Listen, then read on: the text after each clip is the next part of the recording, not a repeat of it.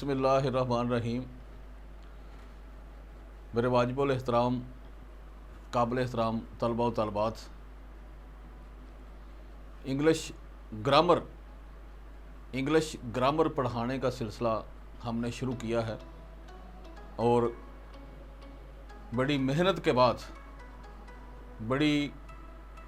के बाद इस पोजीशन पे आए हैं कि आपकी जो इंग्लिश है उसको किस तरीके से आसान करके आपके सामने पेश किया जाए कि आपको ट्यूशन की लानत से निजात हासिल हो और आप थोड़ी सी मेहनत करके ख़ुद अच्छे तरीके से इंग्लिश लिखें, बोलें और आपको मालूम हो कि जो मैं लिख रहा हूँ या बोल रहा हूँ वो बिल्कुल एक्यूरेट है, बिल्कुल सही है।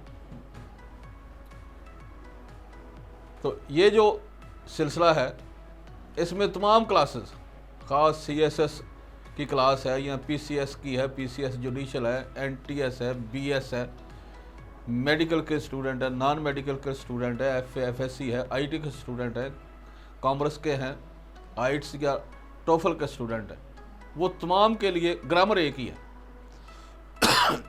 ग्रामर एक ही है। तो आज का हमारा लेक्चर है imperative sentences, positive and negative. आज का लेक्चर है हुक्मिया फ़िक्रात, मनफी और मुस्बत, imperative sentences, negative and positive.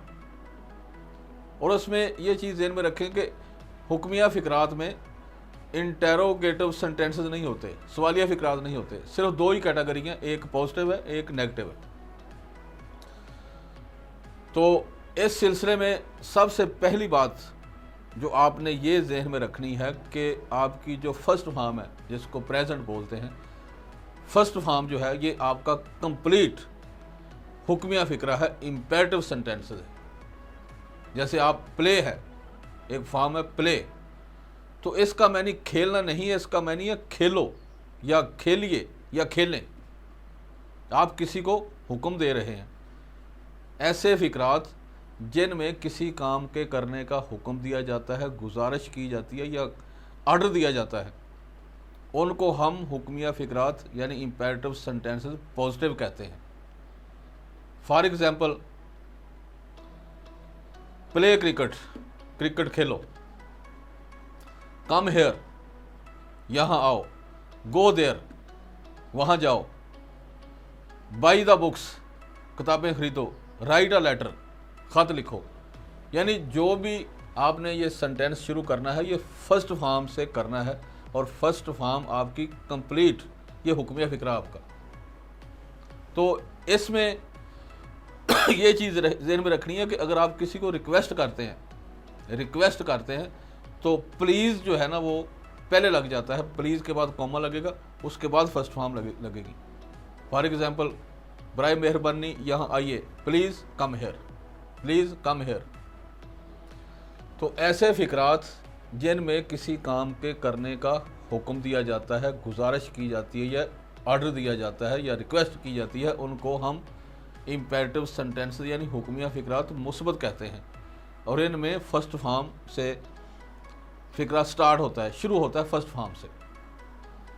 और अब आते हैं कि इम्पेरेटिव सेंटेंसेस नेगेटिव, ऐसे फ़िक्रात जिनमें किसी काम के करने से मना किया जाता है, उनको हम बोलते हैं इम्पेरेटिव सेंटेंसेस नेगेटिव, हुक्मिया फ़िक्रात मनफी, इम्पेरेटिव सेंटेंसेस नेगेटिव।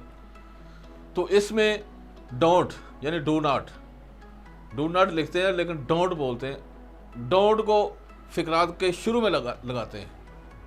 जैसे आपने पीछे मिसाल में देखा, एग्जाम्पल में देखा कि प्ले क्रिकेट, यहाँ लगाना है don't play cricket, don't play cricket. यानी फर्स्ट फॉर्म से पहले डोंट लगा देना है, तो वो आपका इम्पेरेटिव सेंटेंस यानी हुक्मिया फ़िक्रा मनफी हो जाएगा।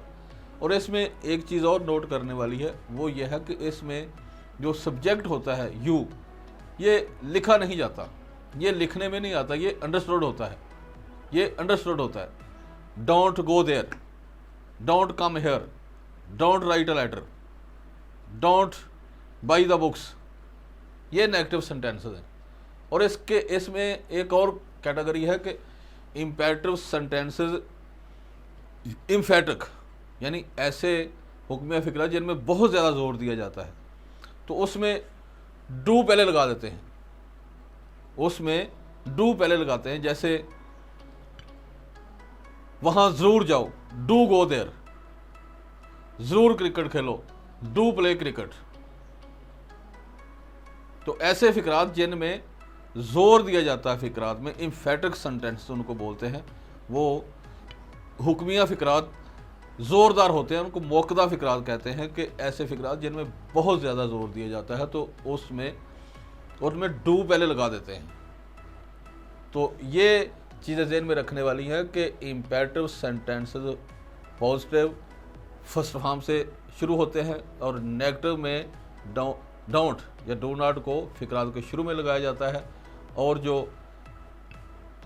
इम्फेटिक सेंटेंस होते हैं, हुक्मिया फ़िक्रात इम्फेटिक सेंटेंस जो मौक़दा फ़िक्रात होते हैं, ज़ोरदार फ़िक्रात होते हैं, उनमें डू को फर्स्ट फॉर्म से पहले इस्तेमाल किया जाता है। इसके बारे में कोई भी सवाल हो तो आप पूछ सकते हैं। और एक रिक्वेस्ट ये है कि आप फर्स्ट फॉर्म को बोलते हैं प्रेजेंट, फर्स्ट फॉर्म को प्रेजेंट बोलते हैं। आपका काम सिर्फ और सिर्फ ये है कि आप डेली अगर 10 या 20 फॉर्म आराम से याद करते हैं, 10 फॉर्म याद कर लें आप डेली, तो उनको फ़िक्रात में तकसीम करें, पॉजिटिव फ़िक्रात बनाएं, नेगेटिव बनाएं, उनके इम्फेटिक सेंटेंस बनाएं। तो आप एक महीने के अंदर या 15-20 दिन के अंदर अंदर आप आराम से जो है वो इंग्लिश सही इंग्लिश लिख भी सकेंगे, बोल भी सकेंगे और एक्सप्लेन भी कर सकेंगे। बड़ी उम्मीद है कि ये आपको लेक्चर पसंद आएगा। इसके साथ मैं इजाज़त चाहता हूँ। पाकिस्तान जिंदाबाद।